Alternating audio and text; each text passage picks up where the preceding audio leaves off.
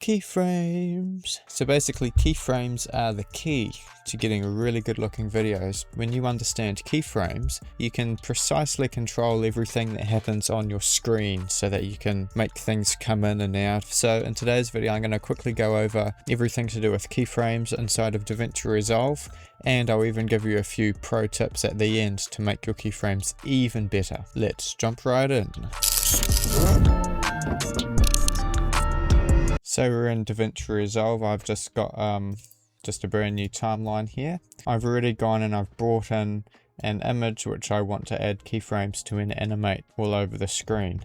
To make keyframing even easier, I would go and I'd turn on this transform box. And when you've got the transform box enabled, it really makes things easier to see what you're doing, different controls you can use, moving it around. All of the controls that we'll be using to do keyframing is all found in the inspector tab.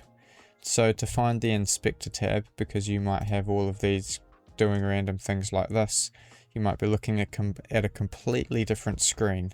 So to make sure we're in the right spot, you're going to come up and you're going to find inspector, normally found on the right hand side at the top by the X. And you're going to open that, and this opens up the inspector tab, and this is where all of the controls are for keyframing. Now the keyframes themselves, they are these little dots. This is how you set a keyframe up, how you turn it on, off, whatever you want. That's where they're found. And so to start things off, I'm not going to keyframe this, I'm just going to make things a bit smaller. So about here. So I haven't actually set a keyframe, these will be red when they're on. So down on the timeline, I'm going to drag my playhead where I want to set my first keyframe. So I'm going to start about here, making sure my image is selected. And now I'm going to use these controls, or you can click and drag here, but I find it easier to just use the controls. I'm going to put the image where I want it to start. So I'm going to do about a half reveal about there. Now I still don't have any keyframes on yet, so what I'm going to do is I'm going to come over here to the keyframe button and I'm going to click it, and now you'll see it's turned red, and that means we've got a keyframe. Now you'll notice that when we move the playhead, a little arrow pops up, and that just tells you there's a keyframe over there, sort of thing. So when you click that arrow, it's going to take you to that next keyframe. And when you have heaps and heaps of keyframes going on, it makes it quite easy. So if you're like all the way over here, okay, I need to go back to that first keyframe, and it will take you there and you can see where it all is. And now I'm going to drag my playhead to where I want the keyframe to end. So we're basically just setting the in point and the out point. And the really clever thing is about Davinci Resolve is that in between section, Davinci will automatically animate your image based off the position of where your in and your out is. So if I've got my in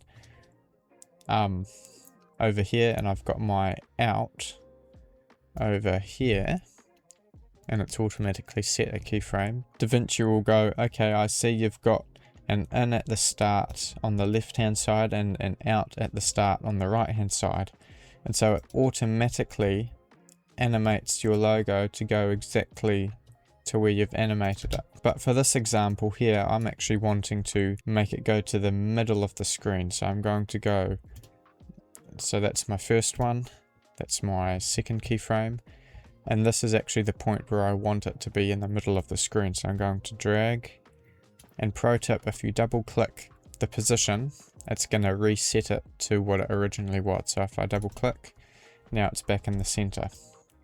So now, that's really good. I've just animated my logo to go from here into the center. Now we're going to make it look really, really snazzy. So the first pro tip I want to introduce you to is actually in the new version of Davinci Resolve, they've brought a new tab especially for keyframes, and you can find it up here under keyframes. And we're going to open that up, give it a little bit more breathing room. And this allows us to really fine tune the keyframes. So all the keyframes that we'll be using are represented here. So if I were to put a new keyframe, it appears right here, and you can control it really well, but I don't want it, so I'm going to take it away. And you can actually select all your keyframes, and you can get a lot of control, so I can make it take longer by dragging it out.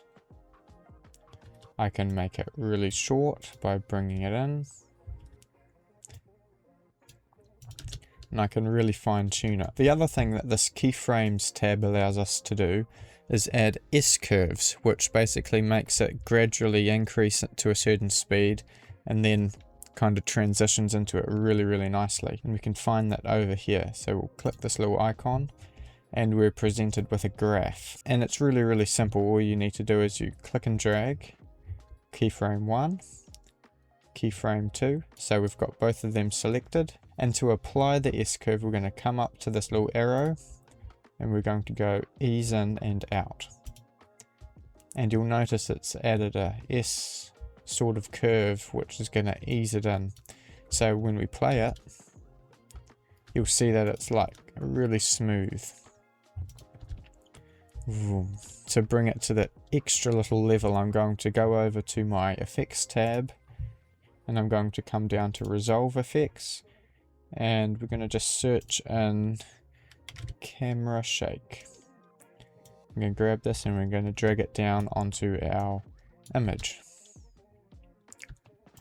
And I'm going to quickly fine tune these. So motion scale, speed. So now I've added S-curves onto my keyframes from the in and the out. And I've gone and added a camera shake onto the image, so that when we play it, it's very nice and dynamic. And you can adjust it so it's like quite aggressive. That's how you use keyframes. And just to make sure that you guys are extra confident with using keyframes inside of Davinci Resolve, I'm going to do a quick demo for you to follow along and hopefully get your keyframes really, really good. So I'm going to start from the beginning. Going to bring in my image, Davinci Resolve, make sure transform box is on. And I actually want it to do a really nice appear from the bottom. So I'm going to first, without using any keyframes, I'm going to bring it to the size I want. I'm going to make this a bit longer. And I'm going to add a keyframe on the zoom and the position. And my first position is going to be all the way down here. Open up keyframe so I can see what I'm doing. Now I'm going to drag it to about here. I'm going to add a new keyframe and I'm going to drag it up. And I want it in the center, so I double click and it resets it from whatever it's set to back to 0. As you can see, it's really, really useful. So I'm going to preview that. Really slow, so I'm going to drag these because those are the controls, bring it in a bit. Still a bit slow. Still a bit slow. There. I'm pretty happy with that. I'll quickly add ease in, ease out. Back to keyframe. Okay, that's now really fast, so we're just going to drag it out a bit.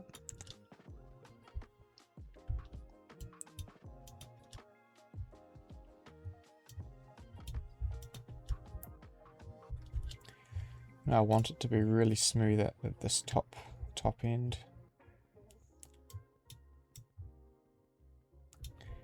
So I'm going to select this and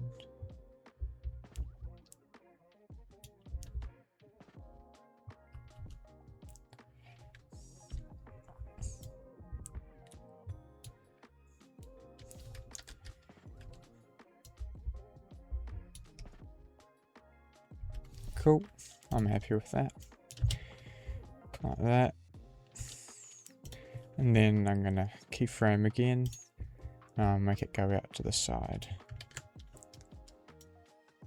There.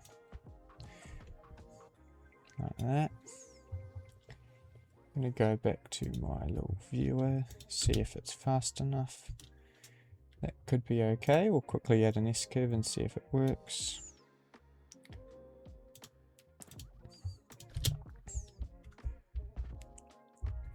Yeah, that's really good. Right, and as you can see with the transform box, it shows you exactly where our keyframing is sending the image, or what we're doing with the keyframing. So the red line is really useful in that regard. So I've got the easy in and then easy out. And from there, to add the kind of the cherry on top, I'll bring in the camera shake. Go to about the middle. That's quite intense, so we'll bring it down a bit.